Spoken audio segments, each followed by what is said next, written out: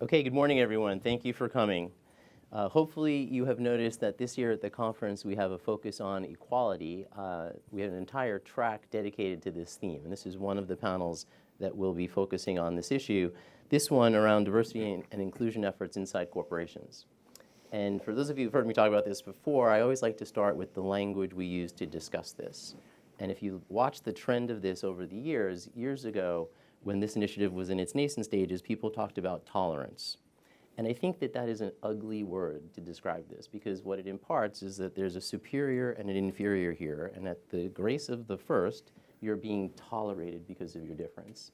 And then we saw over time that it moved into, people used to talk about the beautiful mosaic, and then we got to diversity, and I think now we're in inclusion. But the reason I think it's important to focus on language is that when you keep focusing on what makes someone different, you do what I'll call a subconscious subjugation of the outlier, which is, and if you listen to the language, that becomes incorporated in just the way we speak about it. Pete Buttigieg, the presidential candidate, is constantly referred to as the openly gay candidate. So before you know anything else about him, they're making him different by that. And it's not, we're talking about the openly straight candidates, so we're not using the same level setting when we talk about people. Working Mother magazine started in 1979. And it was a theme that women needed some assistance, so much so that they have their own magazine, because working is such an outlier. 40 years later, we still have Working Mother magazine. And the statistics really, despite all of the efforts, we're decades into this as a movement, and things really aren't moving quite as quickly as you would suspect. Yet if I were to go to every corporation represented here and say, do you have a robust diversity and inclusion effort at your organization, nearly everyone would say yes. And what you see is that on the way into an organization, there tends to be parity, both in representation of male and females, as well as how people are paid. And as you go up the management chain, there's a precipitous drop-off, both in representation and in pay, such that today, by the time you get to the CEO suite in the Fortune 500, 95% of those are still male. In bank CEOs, only 2% globally are women. People of color represent 1% of CEOs. So something is a disconnect between the efforts that are at the inception of this and then how it actually manifests itself in real life. So I want to start with you, Ahu, because you have just, through ADP, released a report on the state of the workplace. And focusing on the gender pay gap, no surprise, women still earn 79% of what men do. So could you talk a little bit about your findings, and if there's anything that surprised you, or if you just validated what you already knew? Sure. So first of all, I should say, yes, 79 cents a woman takes home for $1 a man takes. Guess how much it was 10 years ago? And I'm talking about the actual numbers based on 24 million employees in the United States, so it's not a survey. 10 years ago, when we tap into the data, I did it last night, 75 cents. So 10 years brought us only, ladies, 4 cents improvement. So these are all average numbers, though. So first of all, I know for almost past 40 years we have been discussing D&I initiatives, but we have to discuss how effective we are really implementing them. Because in 10 years, if we go with 4 cents increase, if I'm an economist, if I model that, with the same rate, it's going to take half a century to equalize that wage. And that's based on a model, by the way. So then one of the things that we also try to look at in our data, these are all average numbers, right? I think it also simplifies the discussion, right? On average, $1 a man takes. If I take another $1, I'm going to be happy. That's not really the question. We actually had the ability to look at in the data, to look at the firms, based on 30,000 firms, every layer of the management. Where does the glass ceiling really start? And it's not in the C-suite, by the way. I mean, that's given. So when we look at the first level management, second level management, third level management, it's okay. There is no huge difference, no gap, right? But something is happening when you look at from the third level to fourth level. This is where, of course, around the senior director, vice president, early years of VP jobs, right?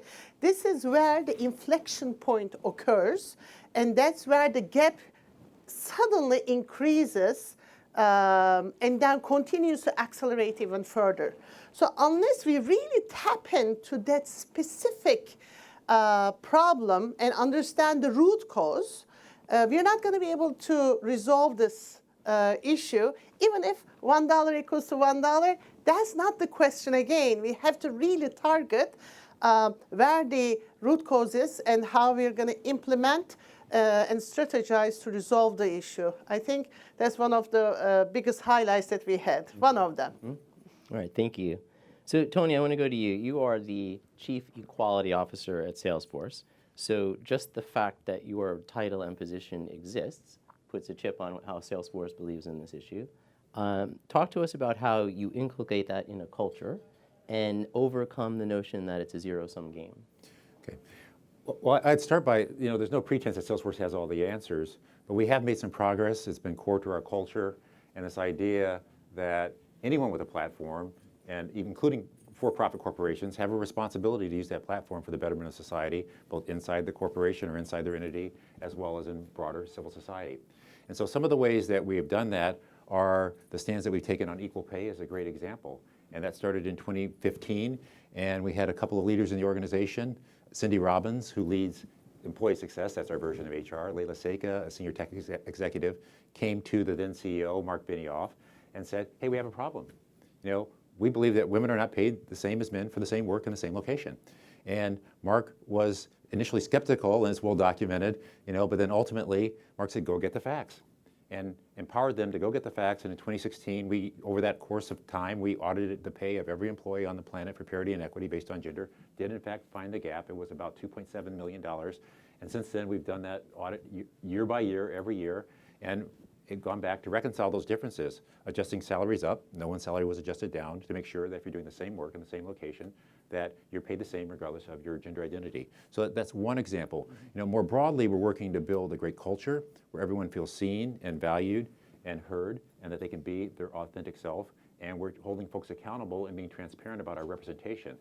So we want to be very, very transparent about representation of folks that would be underrepresented both at Salesforce and in the tech industry. And you can go to salesforce.com/equality and see our data. Not because we're particularly proud of it, we've made some progress, but we want to be, I think, transparency is key in any journey. Being transparent with your stakeholders is a key in any journey to making progress. Okay, thank you.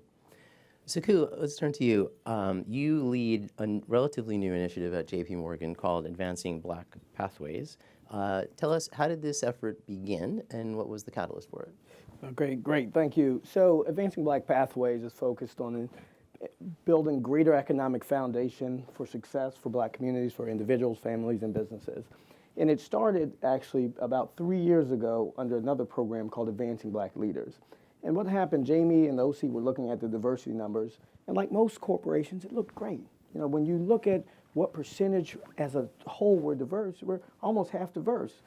But when you disaggregated the numbers, that told the real story. And we looked and saw that African Americans, we were doing well, we were doing JPMorgan well, but African Americans within the company did not have that same opportunity according to the numbers. And that's really what this focuses on. Like, talent is created equally, it's opportunity that's not. So you put intentionality, similar to Tony's example, you put someone who's focused every day on how can we increase the numbers, what are some of the things we need to do around slates, what is it that we do differently?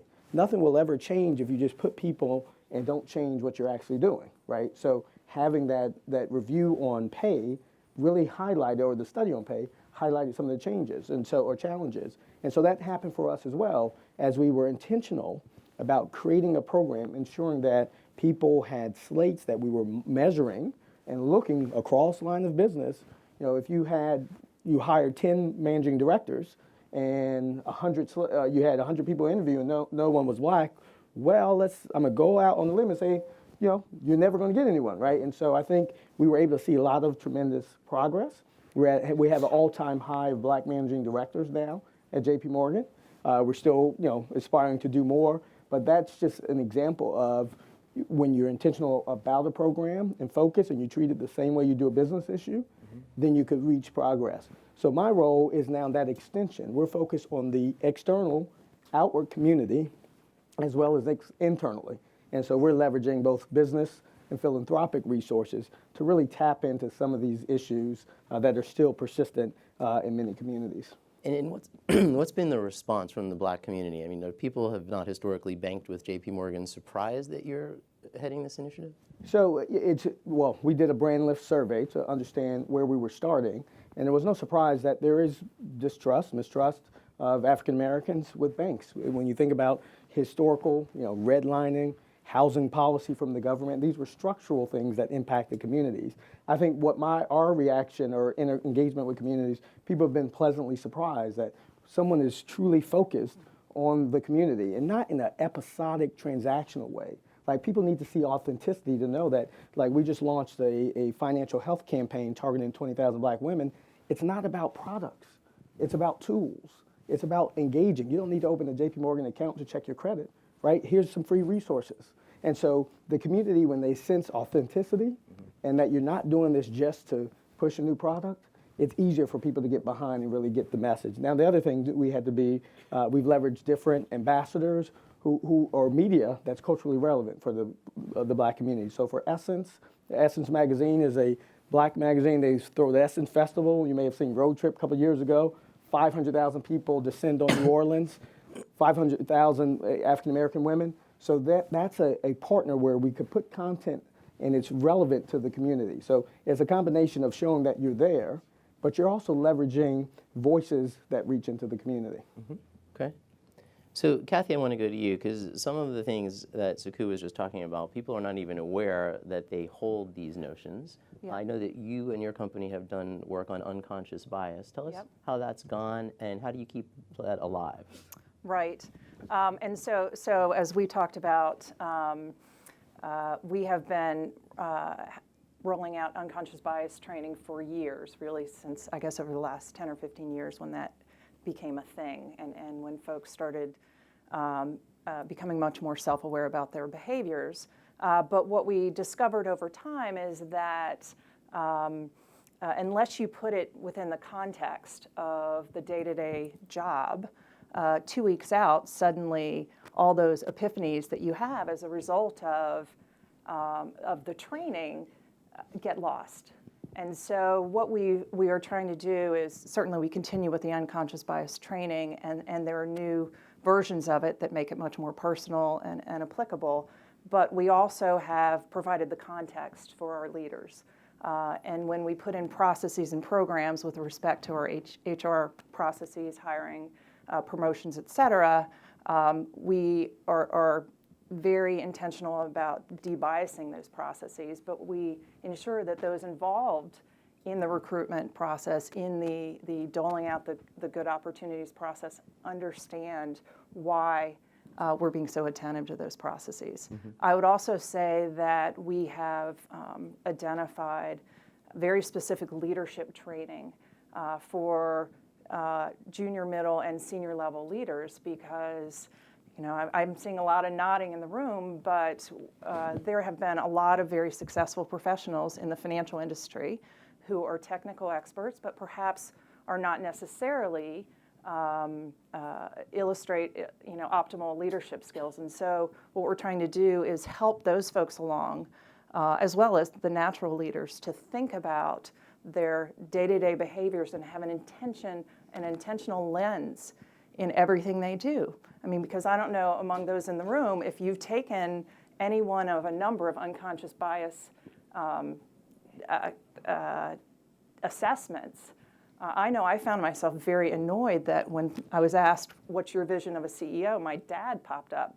By the way, he's not a CEO, but he is a 70-year-old man.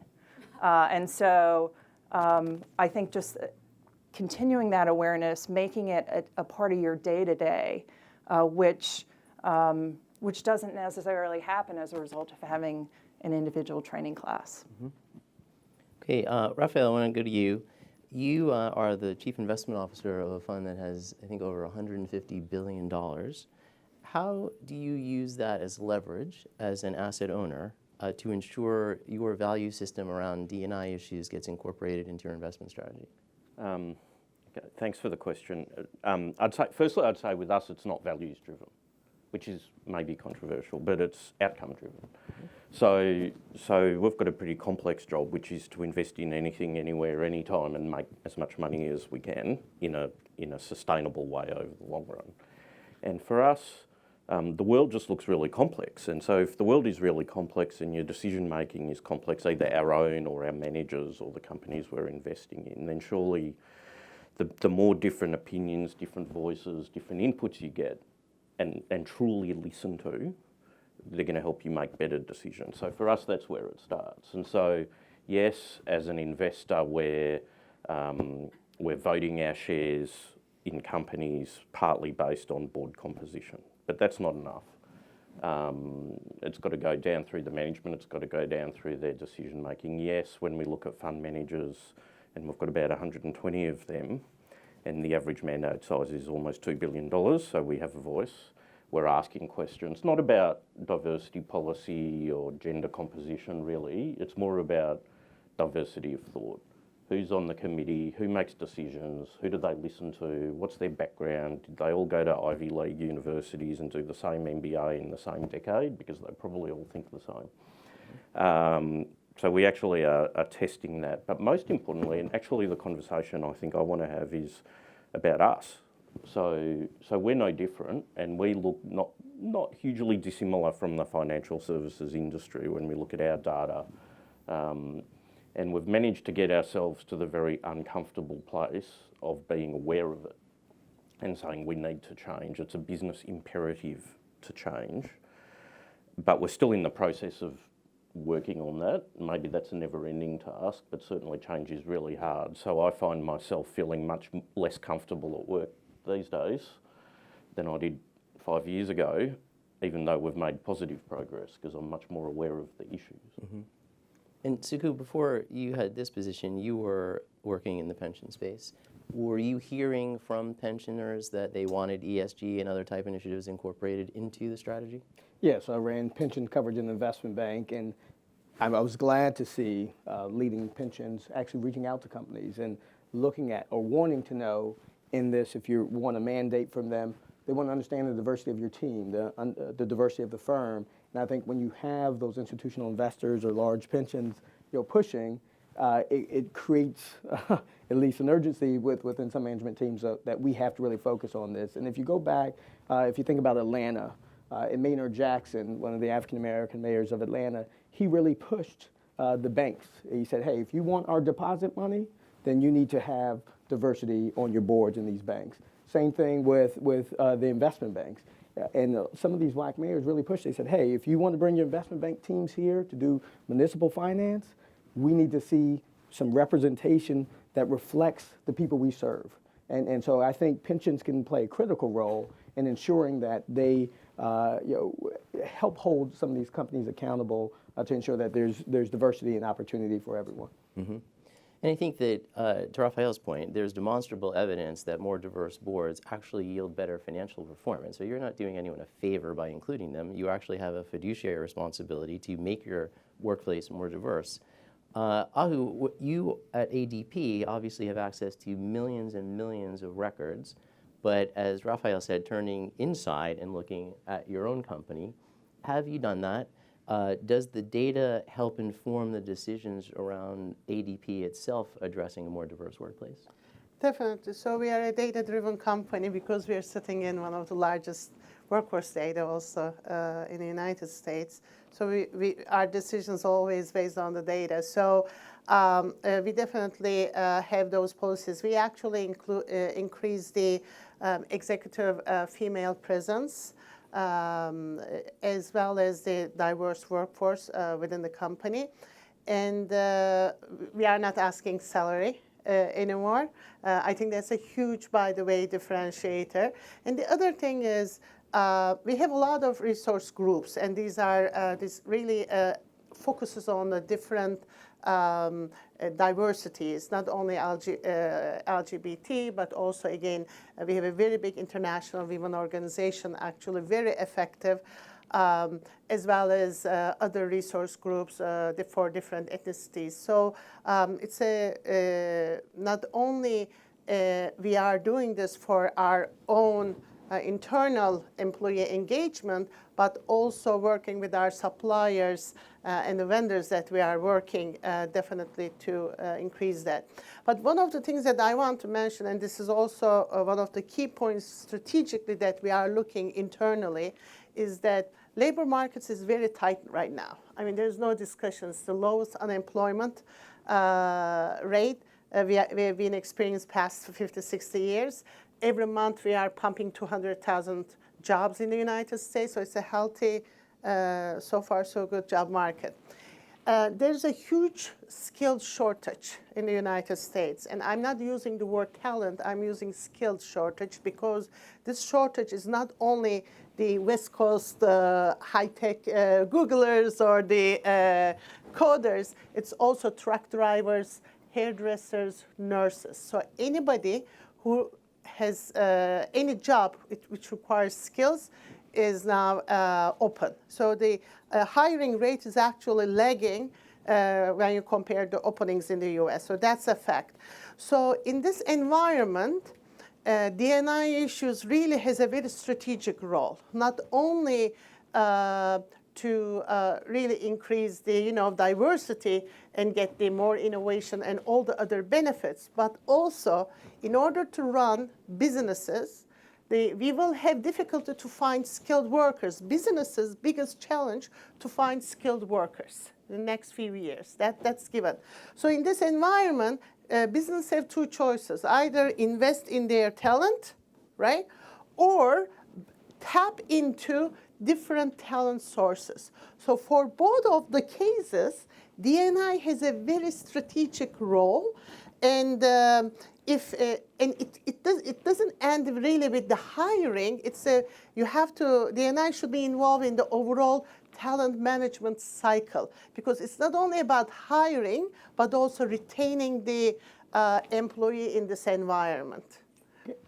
Can I just jump in there, because I think that's a great point in terms of the skills component, where you can have that private, public-private collaboration. So we announced corporate philanthropy, a $350 million investment in skills development. But in order to effectively deploy that money, what do you have to do? You have to be connected in community. Proximity becomes a critical point. And if you understand the communities and some of the needs in the jobs, then you can better align. Again, the needs were, like you said, I think there's 7 million open jobs. Yep. There are 6 million people out of, and it's like, wait a minute, the math would tell me, you should be able to fill that. But it's really about how can, in my view, corporations then and government work together to address some of these challenges. One of the things that also we need to focus, and Tony and I had a little bit discussion before the panel started. One of the observations I have is that D&I functions usually under the HR in the companies, right? And that's fine, but again, it has to be a part of the day-to-day HR life cycle, talent management life cycle. So it's not only about hiring, it's really the overall career cycle, overall business cycle that the D&I executives should focus. And I believe you guys are doing that right, Tony, because I asked him where his function sits within the company in Salesforce. And I report to Mark Benioff, the co-CEO and the chairman. Yes, yes. Which is important because it says how very important that important is to the company. But I think that let's stay on the HR thing for a moment, because I think that it goes back to the language. It then gets viewed as a benefit, or that's something that's nice to do for people. If you think of all the other things that are resident inside Human Resources Department, right? You go to them when you have a problem, but largely they're there as the helpful resource. And I think you need to change that dynamic. There's a business initiative to embed D&I work at the front line in sales. And without thinking of it that way, we're never going to move the needle. Yeah, but human capital management is a C-level issue, right? It's a responsibility. So in order to have a seat on the table, you really need to bring you have to really bring and work with the CFO and the CEO directly so that we can address the issue. That's why I like to use the human capital rather than HR. But it's a human capital at the end of the day, the biggest input which goes into the production. So Tony, I want to go back to you, because I think over my career, and I've been at this issue for a very long time, there were moments when senior people who are either people of color or women would not want to participate because they didn't want people to think they had just gotten that senior job because of their difference. And they actually resisted kind of being looped into D&I initiatives because they didn't want to be seen in that light. How do you, I know that Salesforce is particularly good at creating an ally environment. So talk about that as part of the culture and how that essentially frees people from thinking along those lines. Yeah, so this notion of an ally, I think that's central to creating an inclusive culture. And in many industries in the US, in the tech industry, it's important that folks that would identify with the majority, and that would be a Caucasian, male, heterosexual, cisgendered person would typically be the majority of many companies, that they can see their role in this, and that they can see themselves as an ally, as a mentor, as a sponsor, as a champion, as an advocate for others whose voices might otherwise be marginalized or they would be underrepresented. So for me personally, this is a super important lesson, and it was imprinted on me by my son. And so I didn't know you were going to ask this question actually, but 4 years ago, I always carry this with me. About 4 years ago, my son's going to graduate, hopefully, in about a month. He started off in college, he gave me this pin. And I carry this with me wherever I go.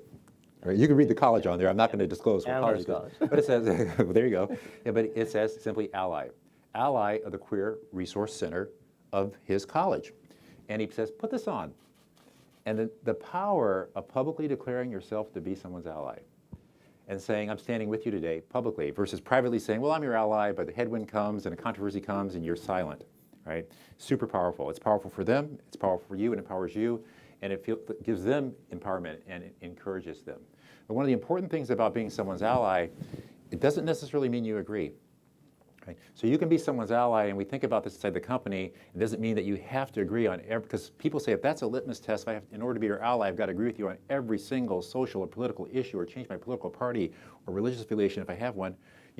That's not the notion of being an ally. It's that you're a family, and if like any family, there's more than one person in it, you're not always going to agree, particularly if there's teenagers involved, right? And so, but you're going to stand together in times of challenge, tragedy, triumph, celebration. And it's that principle. You're standing with your colleagues, your siblings, your brothers and sisters in this family as an ally, intersectionally. So we're driving that very, very hard. The focus of our alliances are around our employee resource groups.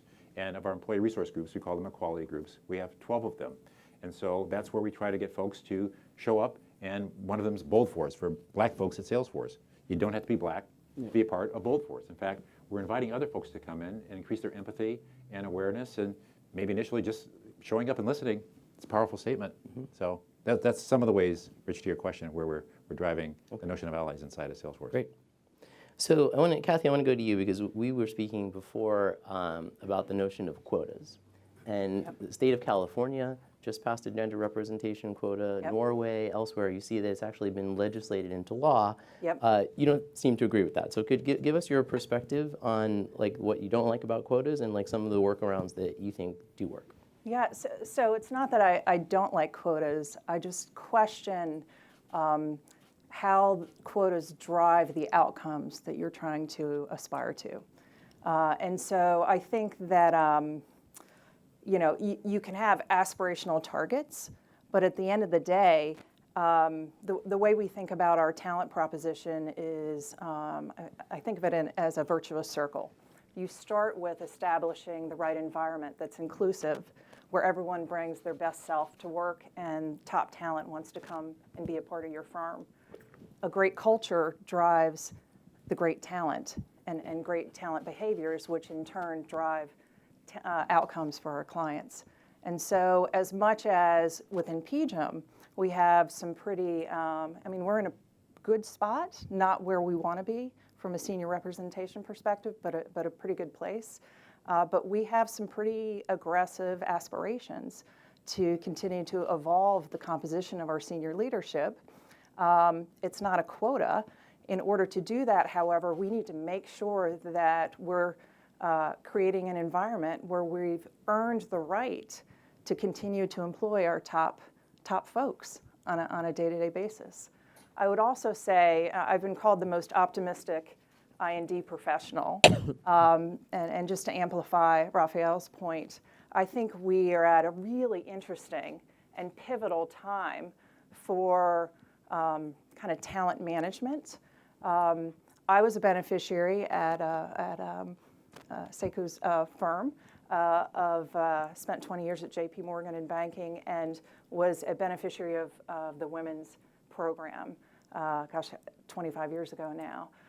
And at that point in time, the basis for that type of program was really around social merit, that it was the right thing to do to bring more women into the senior ranks.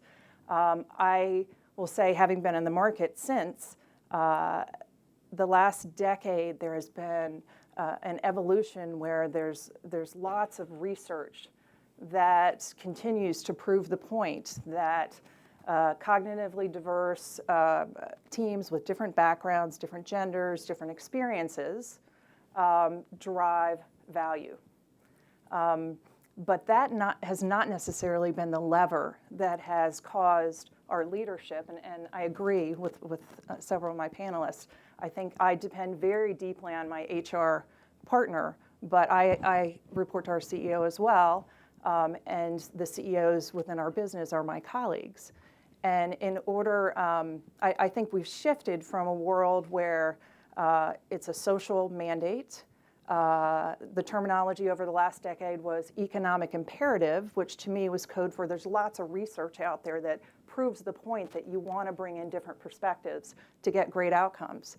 But what I'm terribly optimistic about now is the fact that a number of external factors are driving this conversation, and I think we're going to see a real acceleration in the number of women and people of color in the senior ranks because clients, institutional clients, individual investors, talent, our future talent as well as our existing talent, are expecting us to show up in a way that proves that we're going to provide great outcomes, sustainable, terrific outcomes. And I think because there's a drive by our clients, by the intermediaries in asset management for greater transparency, I think that's going to be the key. I know we all have to get comfortable with that, as do our lawyers.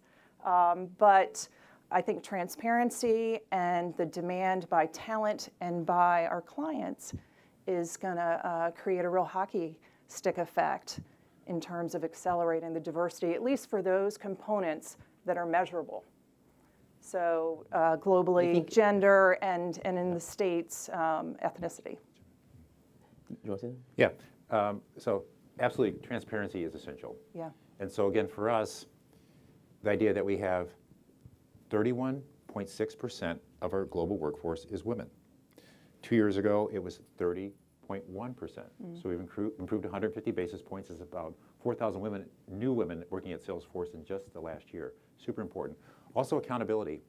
And so each of the leaders at Salesforce that has more than 500 folks working for them, every 30 days gets a scorecard.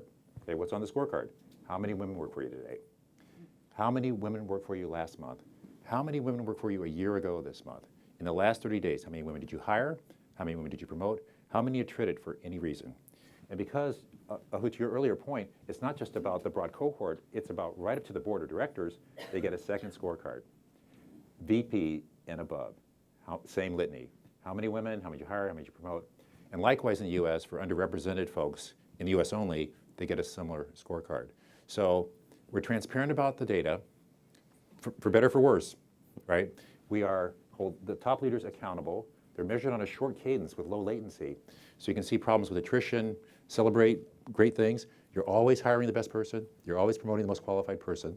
But you see these data and you're like, do these data look like society? Am I proud of these data or not? And often, there's no challenge about, well, what's the cost for change? It's let's get some new strategies and help me improve these data. Mm-hmm. What I like about that is when you have the focus on measuring, it benefits all groups. So some of the things we did around slates, specifically for African Americans, it benefited Latinos, Hispanics, et cetera, because you're putting the discipline in place and you're measuring that with frequency then, so you can see the broader, like you said, I'm sure you're reporting, you look more broadly across the firm, and so you're able to identify other challenges and address those as well. And I think everything that you do to move the needle truly has to have the same cadence and focus that you would on any product. You wouldn't launch a new product and say, let's not staff it too much, let's not give it much resources, and let's see how it does. No, it wouldn't go anywhere and it would get cut. And so with any of these initiatives, there has to be that same type of rigor around how you measure and your willingness to then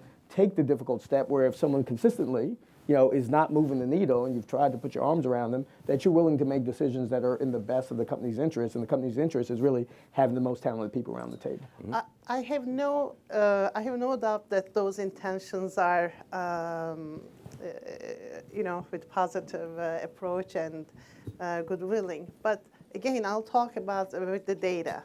So whatever we have been doing past 10 years did not just move the needle. So didn't, when it comes to gender equality, so did not really change a lot of facts. So one of the things, we talk a lot about how we are looking at the numbers, promoting, hiring, but again, I think we have to focus on the full talent management cycle, because one of the findings that I want to mention is we looked at two cohorts. Back 10 years ago, those two cohorts started at the same time, same company, similar age, similar job, same level. So think about it. I start with Jack at my first job. We all enter with the same salary, same job, same age. We have the ability to track the data, the employees anonymous in our database. We track them 10 years. Guess what happens? They started the same, but they then all, and by the way, there's no baby penalty here because we excluded all the leave of absence females. Okay, let's not discuss that. So we already normalized for that. And then it was around 82% within the 7 to 8 years, the gap started for every dollar, 82 cents. Then we looked at one more thing, which I want to bring up to the panel. This is base salary, hourly wages, right? From a compliance perspective, we all focus on the hourly wages. Then we look at the bonuses, what is happening, right? If you add the bonuses, incentive pay to the equation, the gap widens even more. It gets even worse. So I don't know how much you guys are looking into the incentive pay, but it even accelerates the gap based on the actual data. So I'm not that optimistic, unfortunately. I have a daughter. I think my daughter will have the same story in her career, but hopefully for our grandchildren, it will change. Whatever we are doing, we got to do more and perhaps differently. So let's go to Raphael, because this is a lot of U.S.-based conversation coming from Australia. As a sovereign fund, right, with the Australian government heavily entwined in your work, do you see any best practices that we might emulate here, or? I don't think we're any different, really. But I just want to pick up the conversation on the life cycle, and I think the inclusion part is so much more important in some ways because everyone is changing their hiring and is keeping the data and is reporting it and everything like that.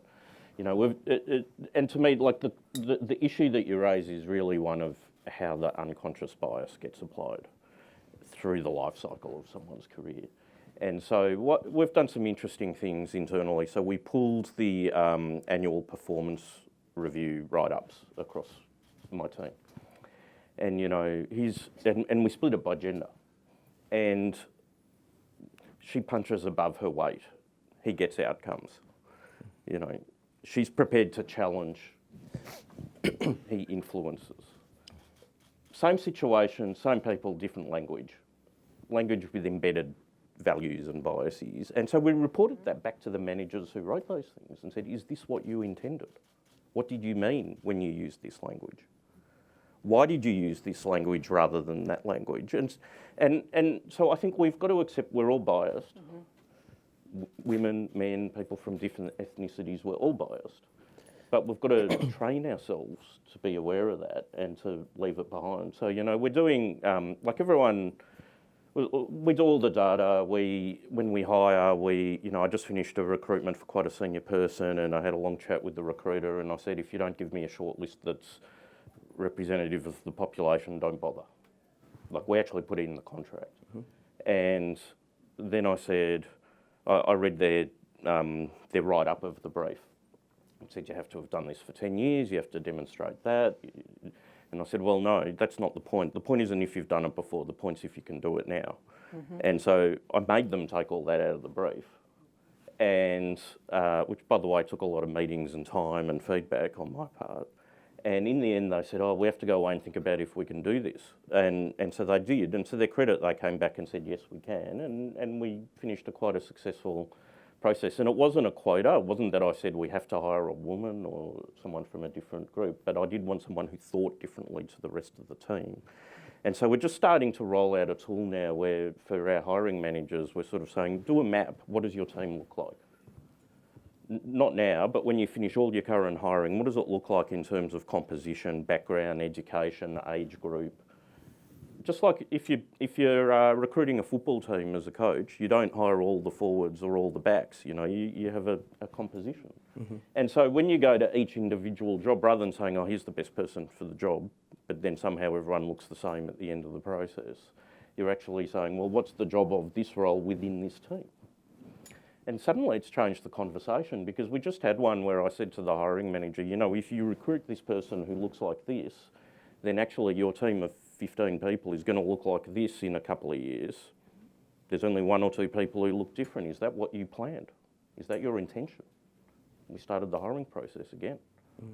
That's good. I think one of the most interesting thing is when you look at performance appraisals broadly, women are 3 times more likely to have a personality critique or coaching inside their appraisal as men are. So to your point, men are always reviewed on objectives and numerically. Women get coached about their behaviors and personalities, and documented. You can look this up. So what are some of the tactics we can use in a more forward-thinking way? So one of the things we've started to do at the Institute is we anonymize resumes for gender. So when a resume comes into the organization, our HR person takes off any gender-specific language and then just sends it to the hiring manager, so you don't see it. Now, in the nonprofit space, is actually not even that big an issue. We have plenty of diverse representation, but in a financial firm, Kathy, like how do you think about tactically what you can do, and are we too focused on carrot and not enough stick? It goes back to all of these things have positive incentives. Is there some negative thing that happens when people don't hire well, or is it part of the way that they're rated? Look, I think Raphael's spot on. My analogy was always the lifeboat. I kind of like the team sport analogy better, because there's not a bad thing that could happen at the end. But as you're assembling your team, you don't want a bunch of replicants. You want folks that have different, that bring different characteristics and skills to the party, the so-called party. So I think that is hard to chaperone throughout your organization to make that happen. But I do think it comes back to ensuring that the intention is ever present amongst your leadership and your management team who are making these kinds of decisions. And so, not the one and done unconscious bias training session, but the continual reminders. The market driving this is one continual reminder, but I think just culturally expecting our leaders to be weighing in conversations where I'm not there and other folks that are thinking about this all the time are not there, but as part of their leadership responsibility, they're commenting on the criteria for an assignment being handed out. And more importantly, they're training others, and I think we all probably have this in our firms, well-trained interview teams that are diverse, that understand how to get at complexion and dimension in the candidates beyond what you see in front of you. And I would say the same thing applies in the promotion process. I think perhaps less disciplined is the handing out of plum assignments, because that's less mechanical.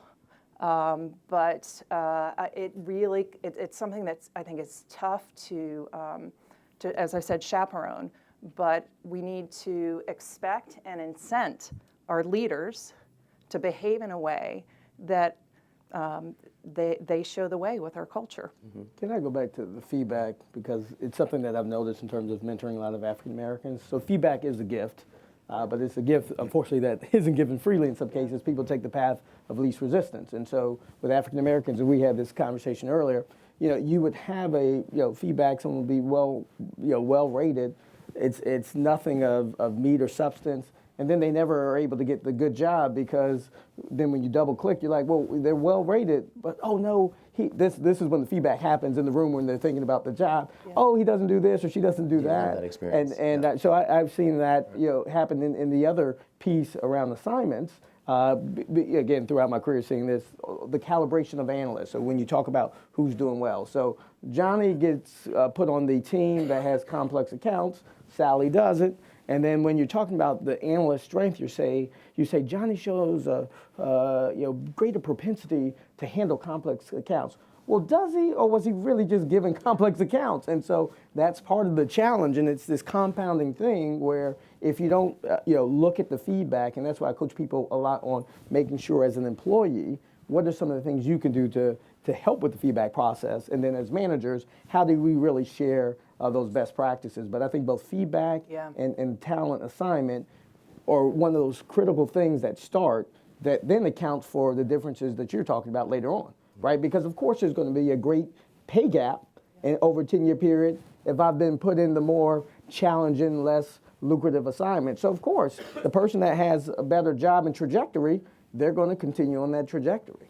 And as much as I, don't love the concept of quotas, I think tracking progress in your organization over time, or just facts, how different talent across your organization emerges over time in your organization is really important.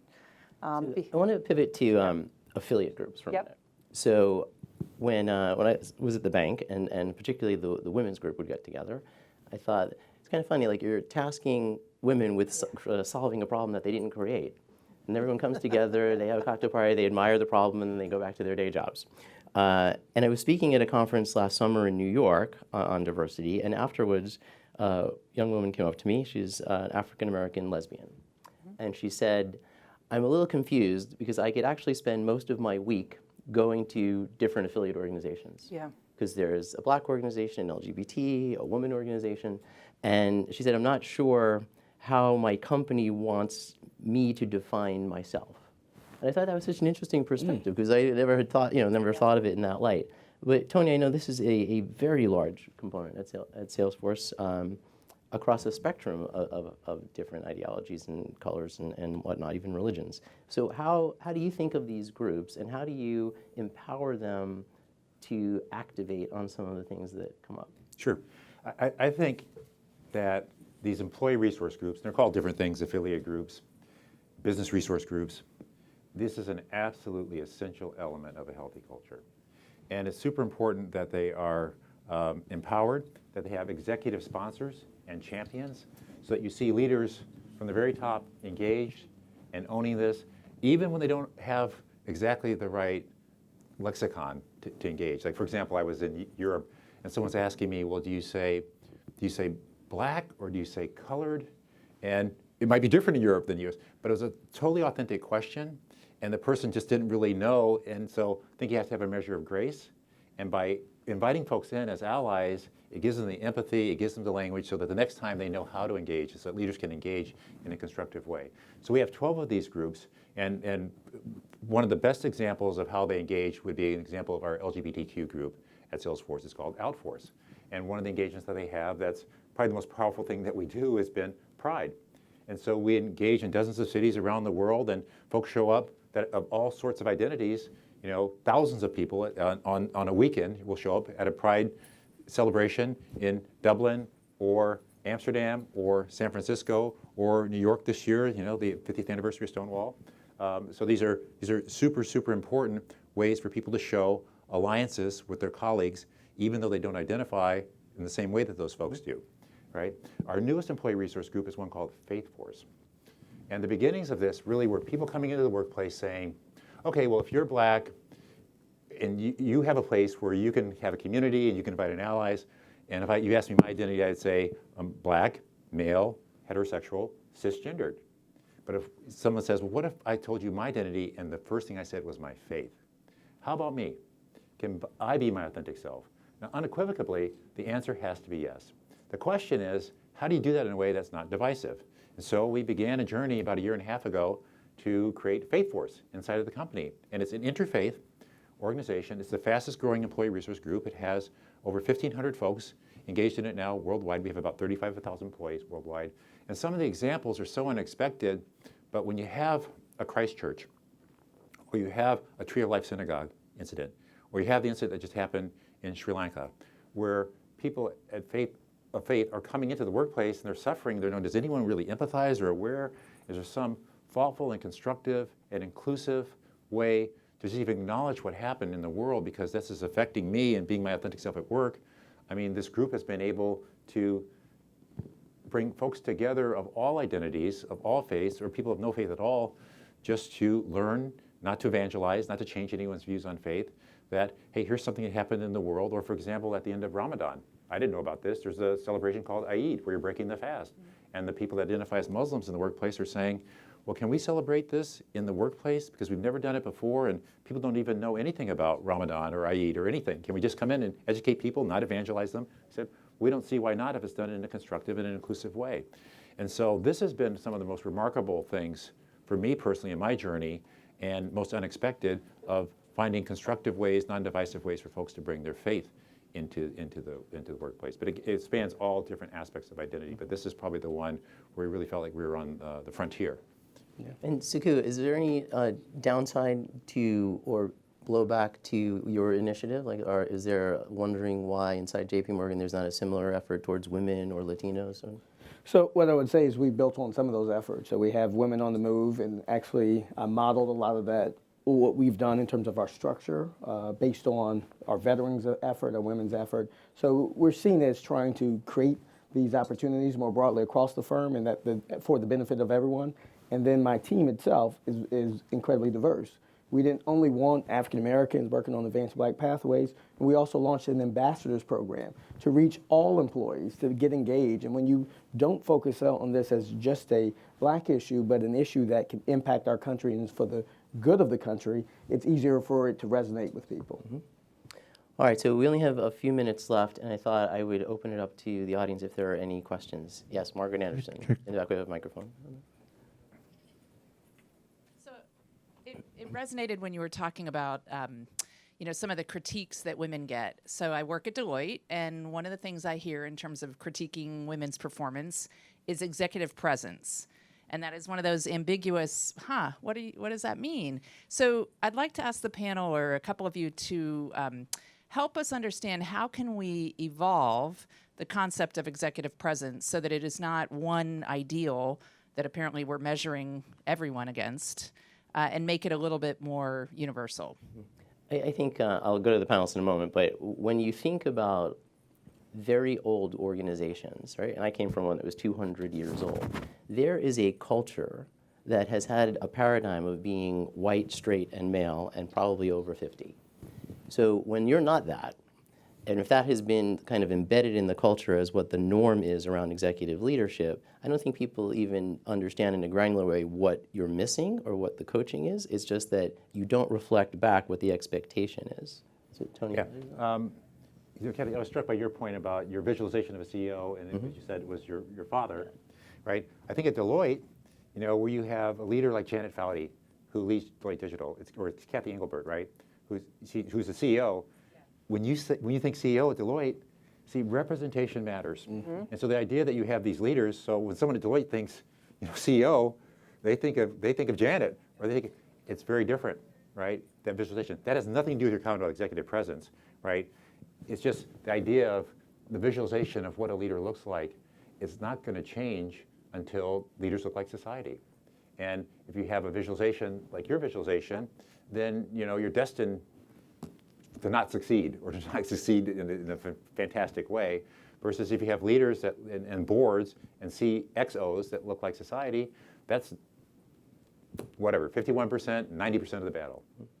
So we are fortunate to have Secretary Elaine Chao just walked in, Secretary of Transportation. Would you mind just commenting, because you were the first Asian American woman to serve in a cabinet, as you did for 8 years. Would you comment on what Margaret's question was about executive leadership and being one of the only women at the table? Thank you so much for listening. Well, I think Margaret makes an excellent point. I was in the earlier panel on women and government, and I said that one of the impediments to having new types of leaders is that we visualize an old concept of what a leader should look like. And so to break through that stereotype requires time, new leaders, and the continual effort of all of us. Great. So thank you. Thank you. So unfortunately, we are out of time, and I want to make sure everyone gets on to lunch, but I want to thank my panel very much for coming. This is obviously a topic that's important and important to the Institute, so please participate in the rest of the equality track while you're here. Thank you very much.